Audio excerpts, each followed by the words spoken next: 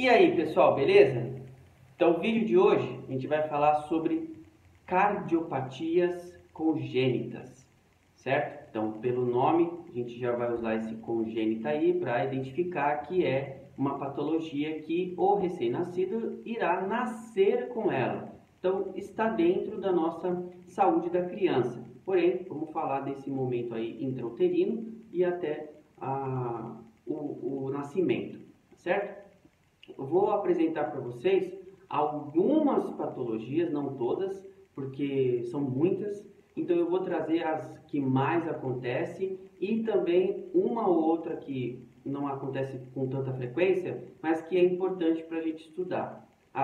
Por exemplo, a tetralogia de Fallot. Ela não é uma patologia que acontece muito com frequência, porém é importante que a gente saiba sobre ela, certo? Assim como também a gente vai ver aqui que características dessas patologias estão associadas ao fluxo sanguíneo pulmonar. Então, algumas vão ser hipofluxo, ou seja, diminuição desse fluxo pulmonar, e outras vão ser hiperfluxo, o aumento desse fluxo sanguíneo pulmonar e, consequentemente, a pressão também, tá certo? Por exemplo, essa tetralogia que eu estou falando, ela é do hipofluxo pulmonar, tá bom?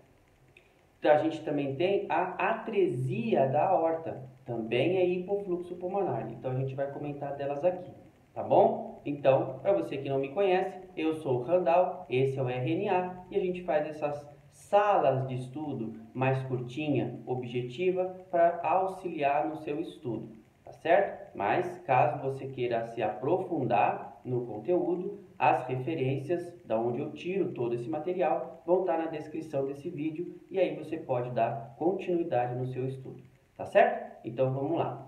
Separa o seu material, faz aquele lanchinho super saudável, se ajeita na cadeira e vem comigo!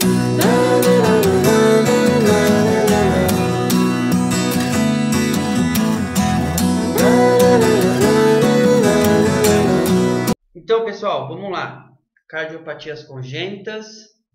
Vamos apresentar aqui para vocês o slide. Então, ó, eu tenho uma tabela que vai facilitar bastante a diferença entre as cardiopatias que apresentam cianose, tá?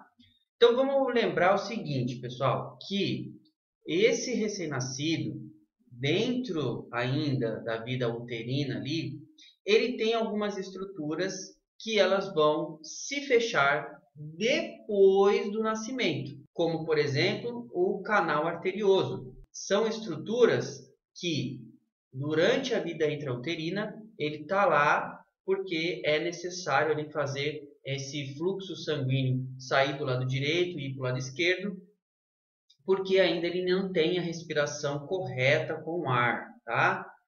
Isso vai se fechar posteriormente. O que acontece nessas cardiopatias congênitas é justamente isso. Esse defeito persiste após o nascimento. Tudo bem? Então, a gente tem, por exemplo, uma comunicação interventricular. Então, ali nos nossos ventrículos tem o septo interventricular e, às vezes, eu vou ter no coração desse recém-nascido uma comunicação entre eles. E isso vai, se não fechar, isso vai levar uma complicação depois do nascimento. Da onde vêm essas cardiopatias congênitas? Vem dessas estruturas anatômicas que é fisiológico no começo, mas que elas vão se fechar posteriormente.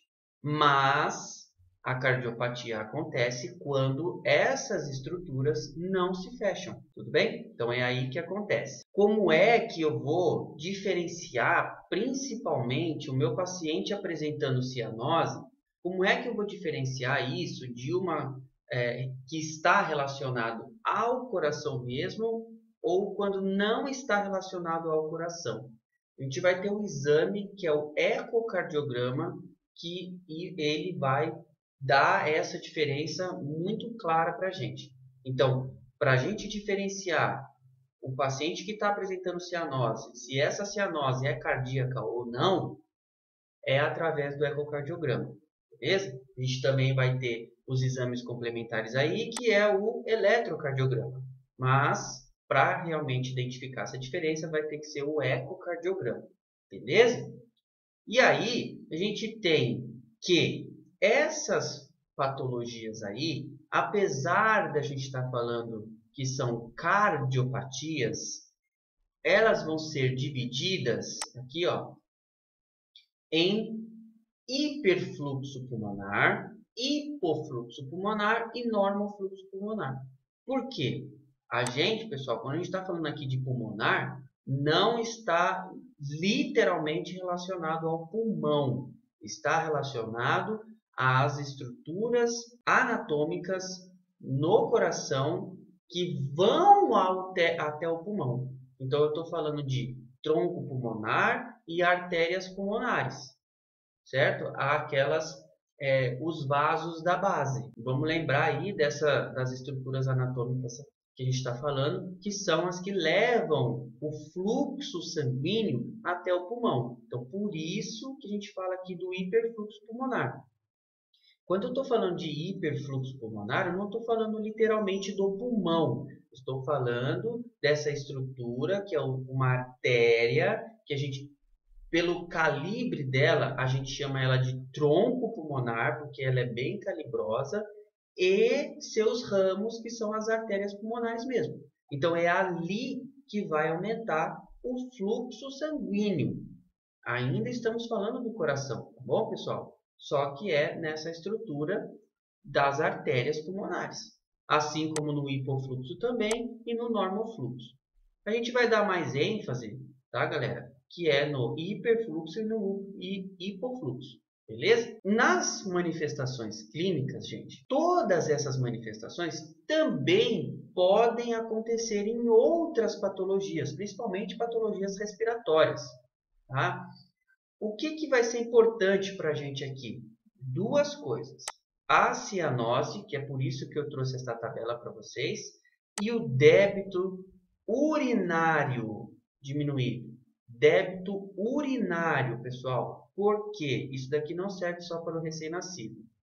Qualquer pessoa, qualquer paciente que tenha débito urinário diminuído, ele está relacionado ao coração. O coração funcionando corretamente vai fazer com que o meu rim funcione e eu tenha a transformação para gerar urina. Então, presta atenção nisso. O paciente que está com débito urinário diminuído, eu tenho algum problema no coração. Está relacionado com o coração esse débito urinário. Tá bom, pessoal? E a cianose, tá? Porque ela vai caracterizar bastante a falta de oxigênio que não está chegando nos tecidos, na nossa hipóxia ou hipoxemia. A cianose, pessoal, também é importante aqui lembrar que ela está relacionada às hemácias e à hemoglobina e o transporte de oxigênio. Porém, se eu tiver um paciente com anemia, essa cianose pode não aparecer. Ou pode aparecer num nível leve. Então, lembrar que a cianose está relacionada às hemácias, mas se eu tiver um paciente com anemia, eu posso não estar apresentando essa cianose. Então, é importante que você não deixe passar despercebido uma cianose num paciente desse, porque ela é um sintoma muito importante na hora do diagnóstico aqui de uma cardiopatia congênita. E aí, pessoal, aqui vamos falar das patologias em si. Quem vai dar esse diagnóstico, gente, é o médico, tá? Então, a gente não vai falar que o recém-nascido está com a tetralogia de Fallot, por exemplo, porque isso é um diagnóstico médico. Então, qual é a nossa função aqui nesse momento? É que, durante a sua avaliação como enfermeiro, você pode fazer a ausculta. E você vai procurar por isso daqui, ó. Sabendo já que na vida intrauterina, o paciente está com alguma cardiopatia congênita, então você pode procurar por isso aqui na sua ausculta. Sabendo desse raciocínio clínico, após o diagnóstico médico, você já vai ter base e suporte para dar início aos seus cuidados de enfermagem, baseado aí no processo de enfermagem, na sistematização. Então, quanto antes você pensar nos seus cuidados de enfermagem, você consegue já prever situações já baseado aqui no seu raciocínio clínico. Muitas vezes você vai saber qual é o diagnóstico já sem o médico ter falado. Ele não diagnosticou realmente o paciente ainda com atresia de tricúspide, por exemplo, ou uma estenose pulmonar, por exemplo. Ele não falou isso ainda, porque ele não veio, não avaliou o paciente ainda. Mas você já fez a avaliação no pós-parto ali, você já fez a avaliação. Então você já tem base suficiente para ter uma hipótese de que possa ser isso daqui e começar a pensar nos cuidados de enfermagem depois que o médico diagnosticar. Tá certo? Então é por isso que você tem que entender aqui o diagnóstico e saber dessas manifestações clínicas para quando você observar essa situação, você intervir de forma correta. E você entender o que está acontecendo com esse paciente. Não simplesmente fazendo automático. Tá? Você precisa entender o que você está fazendo e o que está acontecendo com esse paciente. Falando das patologias em si, vamos falar aqui do hiperfluxo primeiro, porque esse hiperfluxo aqui, pessoal, como eu falei para vocês, esse fluxo é no coração, é fluxo sanguíneo. Então, gente, a gente vai ter que o lado esquerdo do coração, ele tem um fluxo e uma pressão maior, certo? Por quê? Porque esse lado esquerdo precisa levar o sangue, né, ejetar o sangue para todo o sistema, para todo o organismo. Então, por isso, ele tem uma pressão maior do lado esquerdo. Só que, quando eu tenho um hiperfluxo, eu vou transferir esse fluxo do lado esquerdo para o lado direito. Por quê? Porque, normalmente, as concentrações onde eu tenho maior pressão têm a tendência a ir para o lado que tem menor pressão. Então, eu tenho, por exemplo, esta patologia aqui, ó. Essa aqui, ó. Transposição de grandes artérias com comunicação interventricular. Então, lá nos meus ventrículos, eu tenho uma comunicação entre eles. E eu tenho essa transposição de grandes artérias. Pessoal, essa patologia é uma das que mais acontece nos recém-nascidos. O que é essa patologia aqui? É literalmente essa transposição mesmo, ou seja, o tronco pulmonar, que era para ser do lado direito, ele é desenvolvido do lado esquerdo. E a artéria aorta, que era para ser do lado esquerdo, ela é desenvolvida do lado direito. Então, imagina a complicação desse paciente. Eu posso auscultar um sopro sistólico nesse paciente, e ele vai apresentar para mim o quê? Uma cianose. Mas, ó, pessoal, a legenda está aqui, ó. Essa cianose, em geral, ela é leve, certo?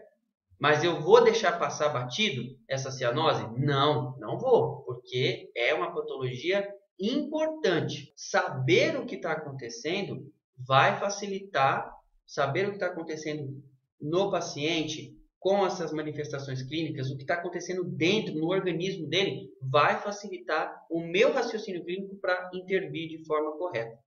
Então, essa patologia aqui é uma dessa de hiperfluxo. O que acontece? O lado esquerdo, que tem o maior fluxo e a maior pressão, começa a jogar esse sangue para o lado direito, que tem menor pressão. Só que quando eu começo a jogar essa pressão para o meu lado direito, o que vai acontecer? O fluxo do lado direito, ele vai ejetar o seu sangue, que era para ser para o tronco pulmonar, né, pelo lado direito, porém eu estou tendo essa transposição de grandes artérias, então esse fluxo está indo para o meu sistema. Por isso a cianose leve, porque eu tenho esse sangue sendo oxigenado e sendo levado para o sistema, só que pelo lado direito, por conta dessa comunicação interventricular. Ao mesmo passo que o meu lado esquerdo tem essa maior pressão e está ejetando o sangue na minha artéria pulmonar. E isso vai fazer com que aumente o fluxo pulmonar. Por quê? Porque o meu lado esquerdo tem maior pressão, está jogando o sangue para o lado direito, mas ao mesmo tempo está ejetando para o tronco pulmonar. E ali ele não é capaz de suportar uma grande pressão que é vinda do meu ventrículo esquerdo. Então eu vou aumentar a pressão e o fluxo para minhas artérias pulmonares. Por isso o hiperfluxo. Esse hiperfluxo, pessoal, vai gerar para mim também sintomas de insuficiência cardíaca. Mas a gente não vai falar de insuficiência cardíaca porque já tem até vídeo aqui no canal sobre saúde do adulto que a gente fala de insuficiência cardíaca, tá bom? Então, só lembrar que se ela for uma insuficiência cardíaca do lado direito, eu posso ter estase jugular, eu posso ter ascite, eu posso ter hepatomegalia, esplenomegalia, tá? E se eu tiver insuficiência cardíaca do lado esquerdo, eu posso gerar aí edema pulmonar, beleza? Vou ter perfusão diminuída, então é só lembrar da insuficiência cardíaca. Então, pessoal, o hiperfluxo vai gerar isso aí, tá? Eu tenho outras patologias também, como por exemplo, o defeito de septo ventricular, que é isso que a gente está falando aqui, com essa comunicação. Ela pode ser sem a transposição de grandes artérias, pode somente aparecer um defeito nesse septo, essa comunicação aqui. Ou também eu posso ter o canal arterial persistente, que é aquele canal que eu falei que não se fechou, que era para ser fechado após o nascimento. O canal arterial é uma ligação que acontece na vida intrauterina que depois ele tem que fechar, mas ele fica lá persistente. E isso também vai gerar um hiperfluxo. Só que nessa situação, pessoal, de canal persistente, eu não tenho nenhuma complicação sobre a transposição de artérias aqui. Então, nessa situação de canal persistente, eu vou ter a patologia, eu vou ter esses sintomas aqui, mas a cianose vai ser quase ausente ou ausente. Pode aparecer muito leve ou não aparecer mesmo. Ser uma patologia acianótica. Essa de canal arterial persistente. Outra patologia também que pode aparecer é o defeito átrio-ventricular. Na ligação átrio-ventricular. Também pode aparecer um hiperfluxo com cianose leve ou ausente. Essa patologia, pessoal, de transposição de grandes artérias, é importante vocês darem até uma lida melhor nela. O que a gente está colocando aqui é que as patologias que vão apresentar cianose e as manifestações e essa divisão dela aqui. Beleza? Então, vamos aqui para cima agora, ó, no hipofluxo. Os sintomas de hipofluxo vai apresentar, normalmente elas vão ser cianóticas, quase todas elas. Qual vai ser a diferença? A diferença vai ser aqui, ó, na legendinha que a gente colocou aqui, ó. Depende da quantidade do fluxo pulmonar. Então, quanto menor o fluxo, maior vai ser a minha cianose. O fluxo está diminuindo, diminuindo, diminuindo, a cianose vai aumentar. E aqui nesta de hipofluxo, o que é o hipofluxo? Expliquei para vocês aqui o hiperfluxo, que é a passagem do lado esquerdo para o lado direito. Então, eu gero uma pressão maior do lado direito. Por isso que aumenta o fluxo. Com comunicação ou não. Tudo bem? Posso ter outras patologias que vão fazer com que o meu lado esquerdo transfira sangue para o meu lado direito, onde ele é de menor pressão, e por conta disso vai aumentar o fluxo pulmonar. Essa é aí o hiperfluxo. No hipofluxo não vai acontecer essa transferência. O que acontece no hipofluxo? É uma obstrução de alguma das artérias. Por isso, o fluxo diminui. Então, imagine o seguinte, pessoal. Eu tenho uma mangueira, tá? Vou desenhar aqui, ó. Uma mangueira comum que está passando água aqui, tá? Uma mangueira está passando água. Se eu fizer uma pressão aqui, ó, com a mão mesmo, se eu fizer uma pressão aqui com a mão, fiz uma pressão aqui, diminuí um pouquinho o espaço. Aqui está vindo bastante fluxo de água, porque aqui é a origem, e está nesse sentido aqui. Deste lado, vai estar diminuído. Então, o que acontece quando eu falo que tem uma obstrução ou estenose?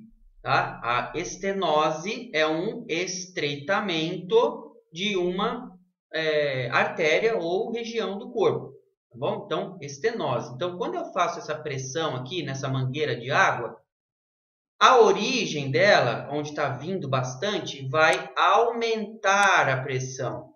Aumentar a pressão. Por quê? Porque eu estou pressionando esse local e aqui está vindo muita água e só tem um espacinho bem pequenininho para passar. Então, antes da obstrução, a pressão aumenta. E depois da obstrução, a pressão diminui. Ok? Então, sempre que eu tiver uma obstrução, uma estenose, que inclusive aqui a gente coloca até uma patologia muito interessante aqui, que é a coarctação da aorta. Coarctação da aorta é a estenose da artéria aorta, ou seja, o estreitamento dela. Tá? Essa patologia vai gerar essa situação aqui na aorta, ou seja, na origem dela, que é o coração, está aqui, ó, aqui está o coração, está ejetando um fluxo enorme de sangue.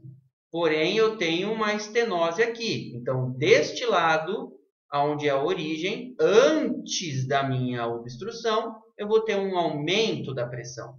Depois da minha obstrução, que aqui seria o sistema, então é o corpo todo da pessoa, do meu paciente, vai diminuir a pressão. Então, baseado nisso daqui, você já pode entender que a perfusão deste paciente aqui, a perfusão vai estar diminuída. Pode apresentar cianose por conta disso aqui. Tá, pessoal? Então, é você entender isso aqui, ó. Antes aumentou, depois diminuiu. Por conta da origem aqui, da onde está sendo ejetado mais sangue. Então, esta patologia aqui, que também vai gerar um hipofluxo, por conta da obstrução, é a coarctação da aorta, ou estenose da artéria aorta. Pode acontecer também na estenose pulmonar. Também pode. Lembrando sempre que quando eu falo de estenose pulmonar, não é o pulmão, é o tronco pulmonar, que são artérias que saem do coração. Beleza, pessoal? Então, aqui, gente, ó, falando da tetralogia de Fallot, tá? Essa daqui, ó, tetralogia de Fallot, ela também vai causar um hipofluxo. Por que ela vai causar um hipofluxo? Porque ela tem 4 deformidades, por isso tetra, no coração. Ela tem 4 deformidades no coração. Essas deformidades vão gerar um hipofluxo. Por quê? Porque eu tenho obstrução. Qual é a obstrução que eu vou ter? Nesse sentido aqui, que é uma dessas 4 aqui que acontece na tetralogia. É a estenose pulmonar. Então, no meu tronco pulmonar, que está saindo aqui do meu ventrículo direito, no meu tronco pulmonar, eu vou ter um estreitamento. Tronco pulmonar que sai do lado do ventrículo direito vai ter uma estenose.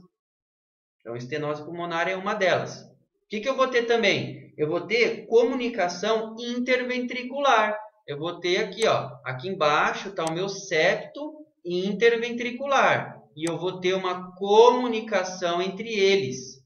Se eu tenho a maior pressão desse lado, essa comunicação vai fazer com que a pressão vá no sentido do lado direito e aumente ainda mais a pressão que vai aqui para a minha artéria pulmonar. Maior pressão sempre vai para o lado que tem menor pressão. Então, lado esquerdo para o lado direito, se eu tenho essa comunicação aqui, que é uma das alterações da tetralogia. Tá? Então, já falamos duas aqui, ó. A estenose pulmonar e a comunicação interventricular, que sai do lado maior pressão para o que tem menor pressão. A gente também vai ter atrofia. Desculpa, atrofia não. Hipertrofia, tá, pessoal?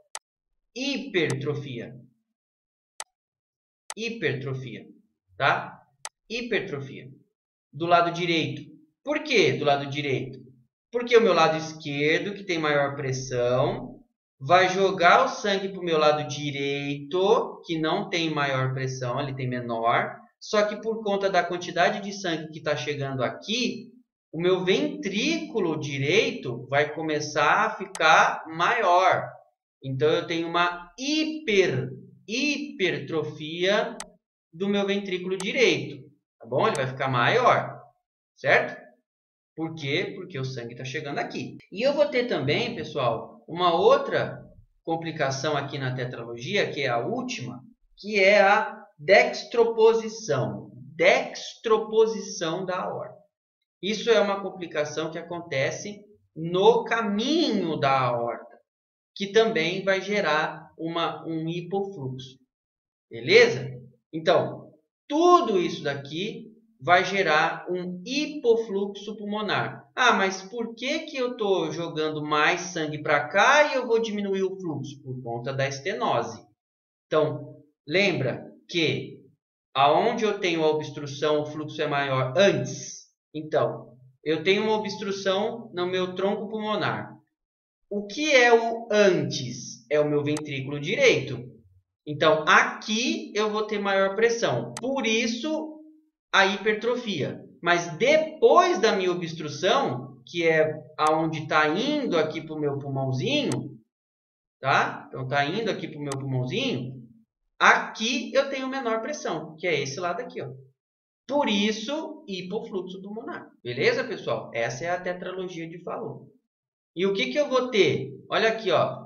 Ó no ECG aqui, ó, no eletrocardiograma. Só uma observação para vocês entenderem, ó. Sobrecarga do ventrículo direito. Por quê? Por conta da comunicação interventricular. Tá certo? Vamos mais uma aqui, ó, de hipofluxo. A atresia da tricúspide. O que é a atresia, pessoal? O A normalmente é sinônimo de inexistente, de que não tem.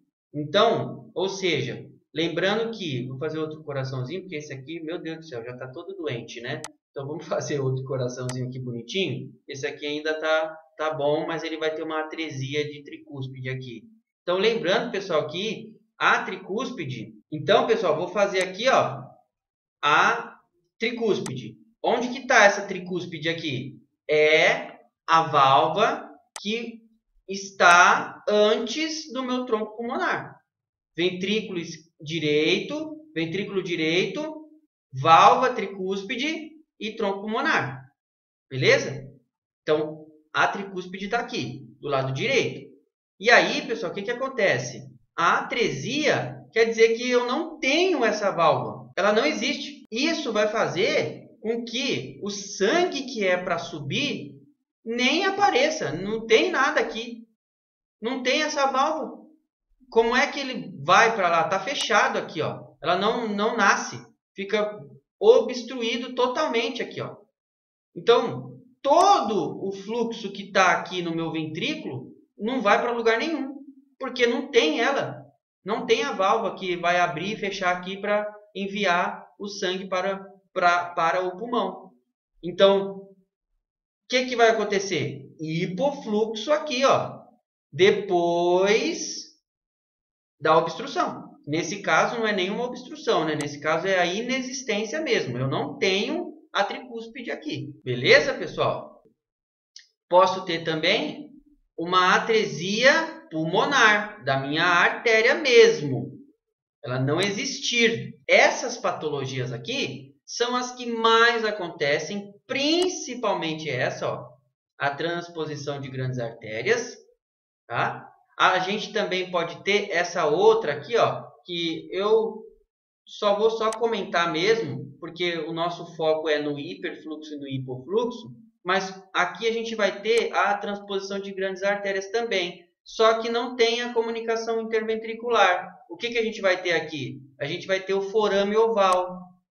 O forame oval, pessoal, é a estrutura que no feto, na vida intrauterina, ele está ali entre os átrios para fazer essa comunicação. Ele existe fisiologicamente, porém, depois do nascimento, ele tem que fechar. Só que aí ele fica lá persistindo, o forame oval, ele fica lá aberto. Então, isso também pode acontecer. Mas, por conta da minha transposição aqui, eu tenho um fluxo normal. Tá? Em geral é normal. Olha aqui, ó, a legendinha. Ó. Em geral é normal, mas pode apresentar um aumento de leve. Então, ela é normofluxo com uma tendência a ser hiperfluxo. Tá? Mas isso aqui é só curiosidade mesmo, tá bom? Por conta do forame oval. O foco nosso é hiperfluxo e hipofluxo. Entender o hiper e o hipofluxo é um ponto importante. Entender também que a cianose ela é característica de todas essas patologias e eu tenho que prestar atenção nela. Lembrar que o meu débito urinário vai ser sempre relacionado ao meu coração e que o meu diagnóstico ele vai ser muito melhor sendo feito com ecocardiograma. E que se eu souber de tudo isso aqui, eu posso prever e assim que o médico der realmente o diagnóstico para esse paciente, eu consigo intervir de uma melhor forma com os meus cuidados de enfermagem, sabendo principalmente das patologias que mais acontecem, tá? Beleza, pessoal? Então, cardiopatias congênitas era isso que eu tinha para falar para vocês. Espero que vocês tenham gostado. Se gostou, deixa um joinha, compartilha, comenta, divulga, que ajuda pra caramba o canal aqui. Tá certo, pessoal? Qualquer coisa, me segue nas redes sociais, deixa comentário, pode deixar perguntas que eu respondo todo mundo. Beleza? Então é isso. Até a próxima e bons estudos!